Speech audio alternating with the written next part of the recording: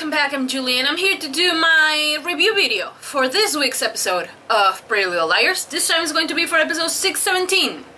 Do not remember the name of the episode, doesn't matter. It was more interesting than last week's. At least in this episode, more things happen than the previous one. We're gonna go, like, I'm gonna try to make this short. So, there's the whole Spencer and Caleb scenes that I never enjoy, but the thing is that there was a leak.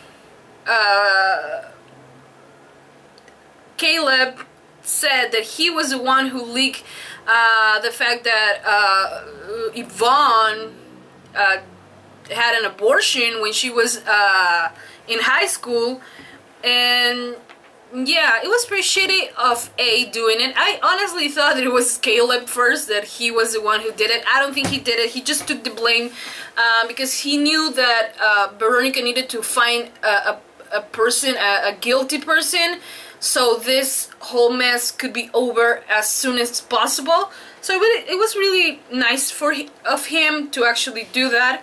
What I don't like about Caleb, though, is the fact that he believes he owns the truth and he doesn't spare anyone and tells things just as he thinks of, which is good sometimes, but you sometimes need a filter, you know, to say things. He always comes out like attacking persons or people. Last week was Mona with the whole if you hurt her and blah blah blah, and he is really threatening the other person. Same thing happened this week with Melissa. So I'm not comfortable with the way the character acts when he looks for justice, but he has always been like this. I don't know if it's just added to the fact that he's now with Spencer, which I don't like, that makes me don't like his attitude even more. I know he's a very protective guy, but dude, chill out, you know. We had a really cool flashback with Hanna and Melissa, and I don't know if this is just me. Maybe I'm gonna start reading again. Oh no, yeah, Cece, we knew Cece and Ren knew each other, because when Ren was working on Radley, when Radley was a sanitary, apparently he gave Cece Drake a pass to visit Mona, or to visit someone inside. But how that's one of the plot holes too. How can Ren give Cece a pass when Cece wasn't Cece and it was Charlotte, and she was inside of Radley? This makes me think, and given the fact that Marlene says that there is a twin, then maybe Cece was the one with the twin, that Charlotte was the one with the twin. But how unlikely could it be that Jessica had twins and both of those twins are transgender? You know what I mean? If Charlotte and they couldn't go into the transition at the same time, and they can look the same, you know, so it's weird. That's why I don't think it's Cece. Maybe sometimes I think that it could be because of that plot hole. It's gonna take a lot for Marlene to actually make sense, try to make everything fit, which is not, it never fit, you know. So it's interesting to see that. It's interesting that to know that Cece actually was calling Ren, which, if Ren is the bad guy, and if we, you know, sometimes I feel like Marlene gives us something to theorize on, and then pretty much everyone, or at least a couple people, get it right, and she says, you know what, they got it too soon, I'm not gonna do that, and she erased that and goes with another theory, you know. So if it is that, if we actually guess it right, that Ren, well, not me, because I never thought that Ren was a, maybe some points, but you know, not as a hardcore shipper that Ren was a, I wasn't like that, but yeah, it was an option. So if Marlene's going and bringing Ren, which is a very sensitive subject, because we all know that we all wanted that Ren was A.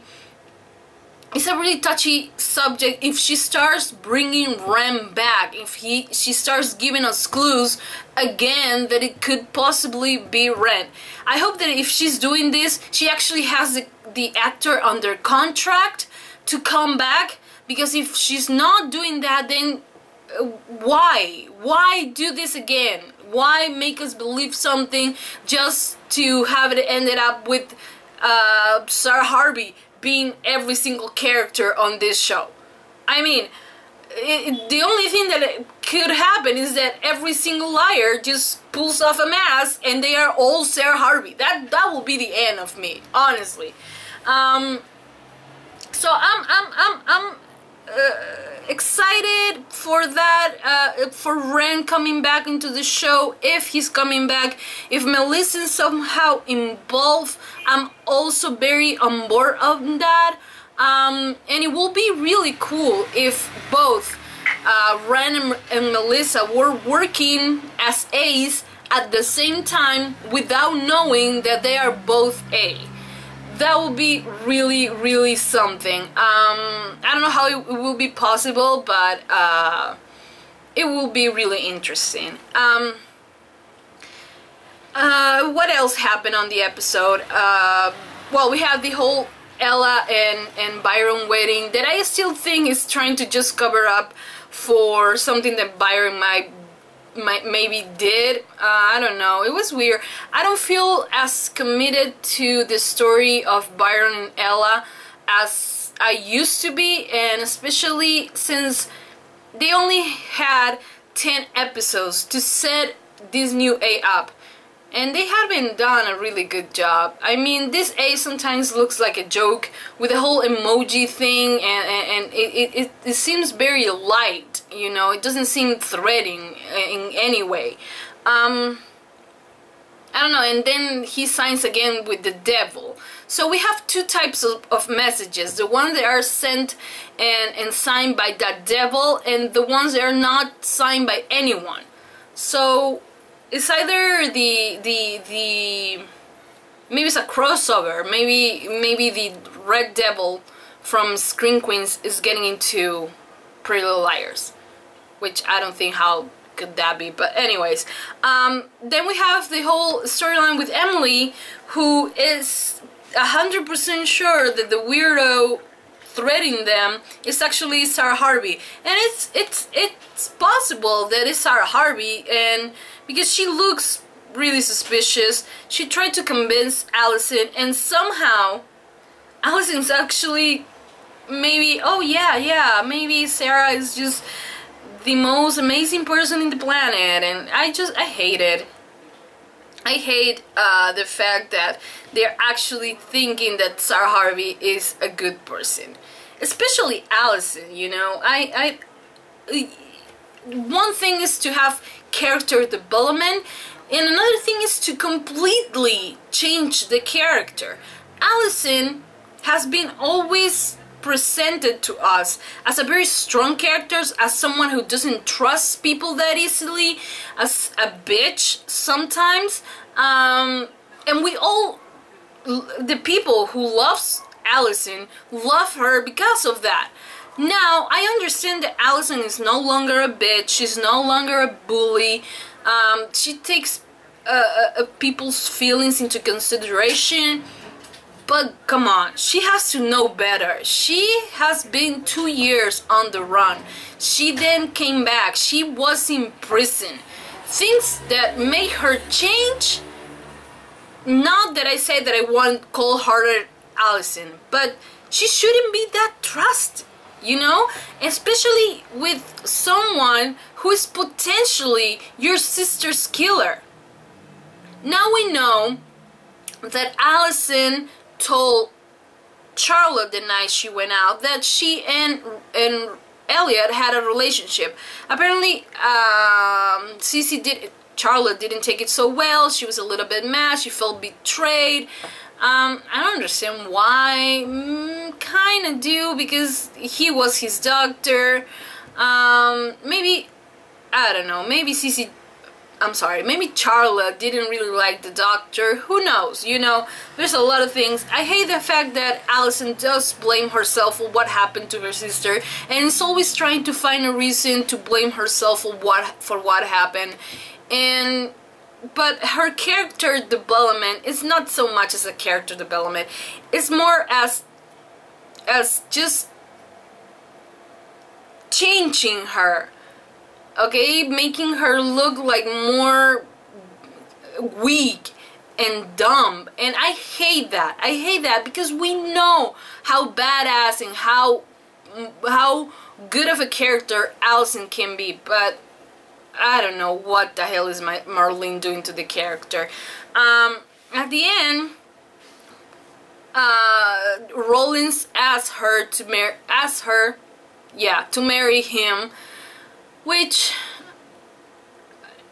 I am a hardcore Emison shipper, and I'm gonna say this with a lot of pain in my heart. I used to be, because right now, the way it is right now, it doesn't look like Emison is going to happen ever. And I honestly don't want to go down the Britannia lane again, because Britannia was a good ship. It had everything to work out. They were together for 2 minutes as official girlfriends, and then the next minute they broke up because Santana looked at a girl in a different way. And that was her reason. And then they spent the entire, I think, fourth and fifth season apart, and then came back together at the end. And you know, I was glad that Britannia got married and everything, but it was last minute. We never saw them having a real problem. They never grow that couple. Blaine had everything. They fight. Blaine even cheat on Kurt. He was a pain in the ass. Kurt was weird. At least they had interactions, at least they had problems. Britannia never did. And the same thing is happening with Emison. We were, you know, meant to believe that they were endgame. They have always been like cute to each other and blah blah blah, but there isn't anything. There isn't anything. A handhold is nothing. It's nothing. Friends can hold hands. You know? So even though I get excited for Emison on those episodes, right now, I don't give a damn, because Marlene treats us the worst way. She should just come out and say, you know what, Emison's not gonna happen. They are friends. Accept their friendship. And she should work on the show to show us how good of friends they are. Maybe that way we can like say, oh, okay, they are just friends. But no, she always decides to put them apart, to not have any scenes together. And yeah, so we all still think of Emison on season 1 when it could have happened on season 3, when it could have happened season 4. But right now, it's not gonna happen. And if Marlene decides to give us Emison at the last minute, then I will fucking hate this show more than I hated the Britannia storyline. Okay? I love Britannia at the end when they got married, and they even saying heya. You know, I'm glad they did, and I wasted so much time on Glee watching Britannia that I didn't even care. But right now, I do care. Why? Because have you guys watched The 100? Have you guys watched Clexa? The way it's not an issue for the leading lady to be bisexual, which Allison is, and they never address it. Not even Marlene. And it's not a big deal on The 100. And Clexa has the scenes every single week, and they talk. And that doesn't deviate us from this storyline. So honestly, when you see Clexa and then you see Emison, you're like, why the fuck I'm shipping this? I mean, they are cute together, the two actors are amazing together, but there's nothing there.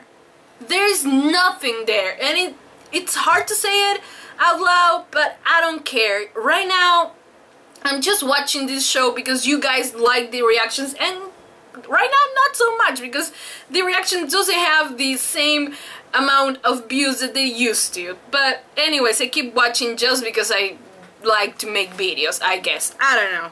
Okay, that's the end of my Emison rant. I'm not even gonna talk about Emison anyway. I will probably, when they are holding hands again, I'm gonna scream, Emison, Emison! And every time I see Rollins, I just don't like Rollins. That's it. Period. I think he is somehow involved in the whole Charlotte murder.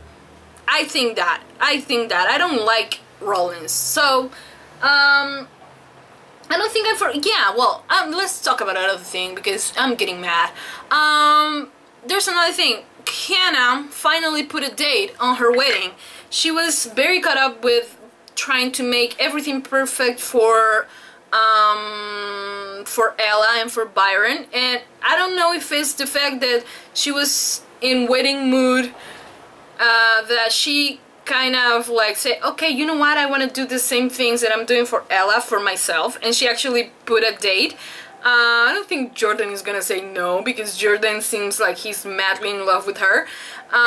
So I think that they are gonna get married, and I think that one of the reasons why she decided at that moment that she wanted to get married is because she saw Caleb and Spencer together. That gotta hurt. I can't, you know, Hanna can say everything that she wants, like saying, oh, I'm cool with that, but come on, you can't be cool. You know, this is a hard thing to watch your best friend with your ex-boyfriend, with the guy you actually thought of sharing the rest of your life with. Because I'm sure Hanna pictured her life with Caleb all the way through until they were old and dying. Honestly, that's what I get. So I will be happy for Hanna if Hanna gets married with marries Jordan, which I think is an amazing guy. If Hanna marries Jordan, and if Hanna's happy, I'm gonna be happy. I don't care about Spaleb. Don't ask me about Spaleb. I will never care about them. But if Hanna's happy, then I'm happy for her, and go ahead and do the wedding, because Jordan seems like a really, really cool guy. Another thing we had on this episode. Emily went to the diner. And the whole thing that happened there, it was absolutely insane. Not because it was action-packed. No, that's not it. It was because all the decisions she made in that moment. I get it, she was scared, blah blah blah, but she was walking, a car came by and she was, oh my god, then the car went the other way. So she was like, oh, maybe there's someone here. Then the car starts running like through her, and she, instead of going the opposite way, she crosses the car. What? Honestly, Emily, then she does that, she hides behind, then she gets out again, the guy comes back, guy, girl, whoever it was, comes back, she jumps into that, I think it was a trailer or something like that, or a container, something.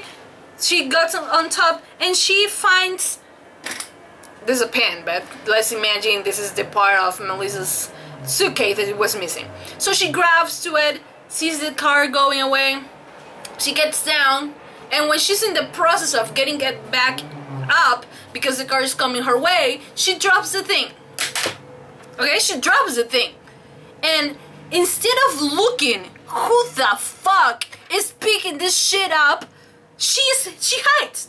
Like, you think that the guy or guy or girl, whoever it was, that put you up into that place, didn't saw you get up? I mean, it was stupid. What was more stupid is the fact that the guy, person, whoever it was, that knew that their little stick wasn't in the, you know, up in the container. Was it necessary to do all that? Because Emily didn't find it until he actually made her go up. Is this guy or girl, like, he can't walk to get that thing off that? He can't pay like a guy $5 to actually go up and get that shit for them. It was the pointless scene ever. Like, it was more pointless than having Sarah Harvey looking at Emily every 5 minutes. Like, it was pointless. For me, it was pointless. It was stupid. Stupid. I was confused. Why isn't Emily looking who is the person who picked that shit up? I don't know if Marlene thinks that we are all stupid and that we are gonna fall for that shit, but I don't know, maybe someone will. I honestly, I'm mad. I'm mad about this whole thing because we have only 3 episodes left for this season. Have you guys checked out the ratings? They're going down and down and down each week. So you must not be doing some things good, Marlene, because I think that she has lost the most viewers when on season 6A we find out who A was. That's the thing. And when some loyal fans came back on the first episode back, 6/11, they were actually like, okay, I'm not gonna invest another 5 years on watching Pretty Little Liars and then not having anything, you know, not make it, anything wouldn't make sense now. So they drop it. Everybody is dropping Pretty Little Liars right now. Nobody cares about the show anymore, which is sad because the show was really good on season 1, season 2, and season 3. Maybe a little bit of 4. I think until the point when Allison came back, the whole decision of not making Allison part of the group was a very bad move, and or maybe some people just didn't like Allison because there are people who doesn't like her. So I don't know what the hell is this show about anymore. So yeah, I'm sorry guys if you think that this review is really like coming from an anger place. I don't know what is going on to me right now. I just when you dissect the episode, there's nothing left. You know, Sarah Harvey, I actually put the wall back on the hotel. How? Who knows? The whole room was a mess, and the lady who was doing the cleaning, she was maybe Sarah Harvey or who? I think it was Mona maybe, I don't know.